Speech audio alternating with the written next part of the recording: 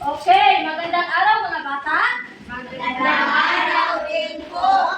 Kilala niyo na ba ako? Hindi po. Kung ganon, ako ay magpapakilala muna. Ako si Binibining Laika. Ano ang pangalan ko? Binibining Laika.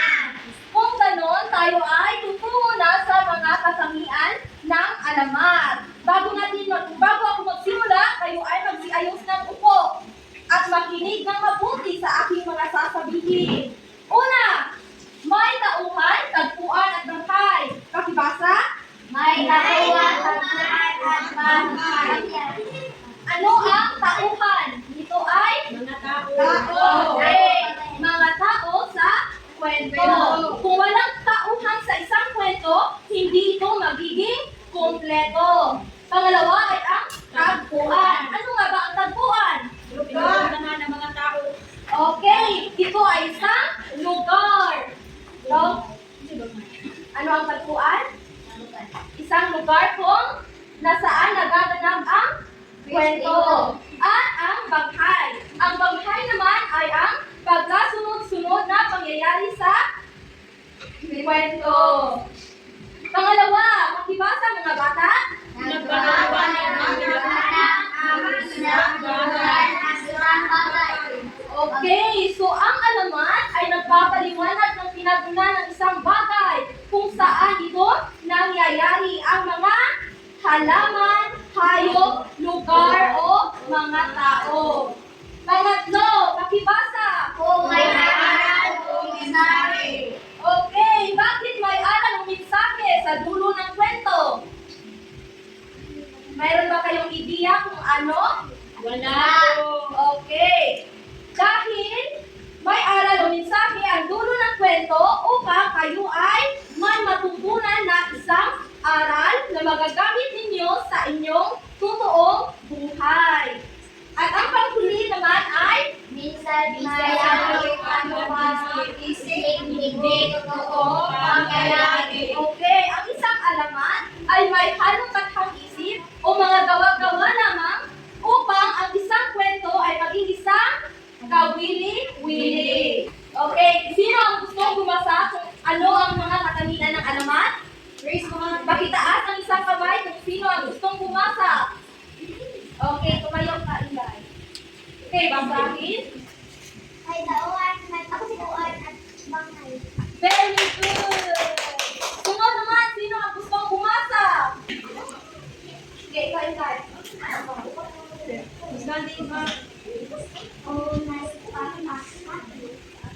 Nagpapaliwanag ng pinagmula ng isang bangkay. Bagay. Okay, pangatlo, isa doon. Kung may aral o May aral o mensahe. Okay, last. instant may halo at Isip. o Hindi. pangyayari. Okay, very good. Meron pa kayong natutunan sa aking talakayan? Okay. Magandang umaga mga batas. Ako nga pala si Ginoong Jason. At bago tayo magsimula, nais ko muna magtanong kung okay pa ba kayo? Okay lang po. At ngayon, meron akong ibabahagi sa iyo na isang halimbawa ng alamat. At ito ay ang alamat ng pinya. Alam niyo na ba ang kwento na ito? Hindi po. So ngayon ay akin itong ibabahagi sa inyo at aking babasahin.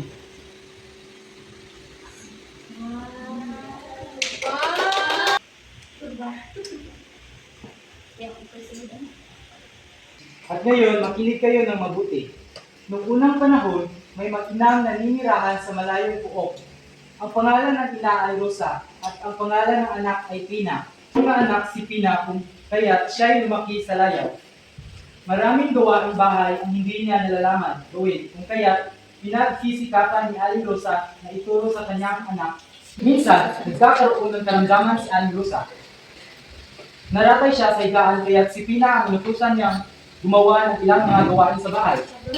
Inutusan ni Aling Rosa na magluto ng lugaw si Pina. Sumunod naman si Pina kaya lang sa bawat gawa niya niya ay palagi niyang tinatanong ang kanyang ina sa mga bagay na kanyang kailangan.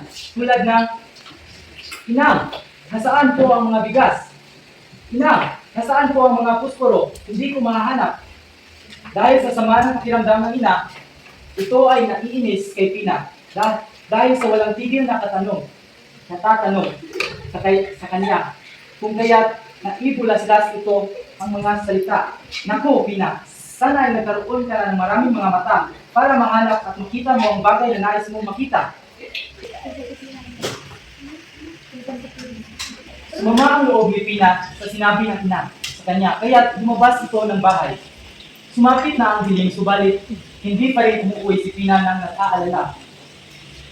Bumangon at pinagtatanong-tanong sa kapitbahay ang anak, subalit hindi niya nakita ang anak, kaya't nagpasya na lamang siyang bumalik sa bahay. Kinabukasan, dahil sa pagmamahal sa anak, hinanap na ulit ang anak ni si Pina, subalit bigo pa rin siya. Naupo si Aling Rosa sa kanilang bahay at tinatawanan ang pagbabalik ng anak. Nang bigla niya makita ang isang halamang kakaiba sa kanyang paningin. Inalagaan niya ito hanggang ito ay magkabunga. Laking gulat na lamang niya nang makita niya na hugos ulo ito ng maraming mata. Inisip ni Aling Rosa ang anak na si Pina at ang huling mga salitang kanyang sinabi sa anak. Binupulong niya sa sarili na, Pina, anak ko. Mula noon, tinawag niyang Pina ang halaman at sa kalaunan sa pagsasaling bibig ng pangalang Pina, ito ay naging Pinya.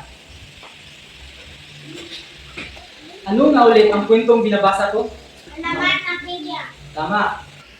At bago ako magtanong, nais ko munang ipaalala sa inyo na meron tayong mga alintuntunin sa silid-aralan at itaas ang kamay kapag gustong sumagot. At sino nga ba ang mga tauhan na nabanggit sa kwento? Rosa at Tumayo. Pina. Rosa at Pina. Tama. Bigyan ng 5 palakpak. Bakit nga ba nagalit ang ina ni Pina sa kanya? Tama. Bigyan ng 3 palakpak. Ngayon, naintindihan niyo ba ang kwento na aking binasa? Opo! So, maraming salamat. Doon nagtatapos ang kwento na ang alamat ng Pinya. Magandang araw mga bata! Hayaan niyo munang ipakilala ko sa inyo ang aking sarili. Ako nga pala si Binibining Chavez. Sino nga ba ako? Binibining Chavez. Maraming salamat. Ngayon, nais ko munang tanungin kayo. Naintindihan niyo ba ang kwento na binasa ni Ginoong Jason? Opo. Magaling. So ngayon naman, at naintindihan niyo ang kwento na binasa ni Ginoong Jason, ay tutungo tayo sa ating aplikasyon. At sa ating aplikasyon, merong panuto kung ano ang dapat nating gawin. Handa na ba kayo mga bata? Opo. Okay, maraming salamat. At sa ating panuto, maaari niyo bang basahin mga bata?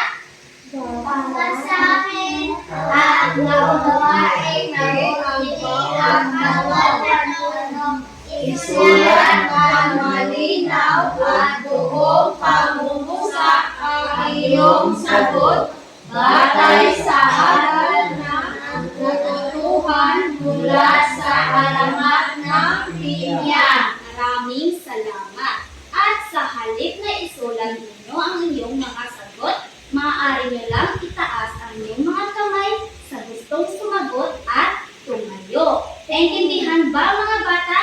Opo. Magaling. Makinig ng mabuti ha. Kung ikaw si Pina, ano ang gagawin mo upang matulungan ang iyong ina sa bahay? Binibining Alexa? Magaling! Bigyan natin si Binibining Alexa ng Goodness Gracious Clap. 1, 2, 3. 1, 2, 3. Goodness Gracious. Sige, ulit. 1, 2, 3. 1, 2, 3. Goodness gracious! So, sino pa ang may sagot? Binibining ila? Nanini. Very good. Bigyan natin si Binibining ila ng correct clap. 1, 2, 3. 1, 2, 3. Correct! Sino pa? Binibining Sophia. Magaling! Bigyan natin si Binibining Sophia ng very good clap. 1, 2, 3. 1, 2, 3. Very good, very good, very good. Sino pa? Sinong Cedric? Magaling! Bigyan natin si Ginoong Cedric na frog clap. 1, 2, 3. Kuka. 1, 2, 3. Kuka, kuka. 1, 2, 3. Kuka, kuka, kuka.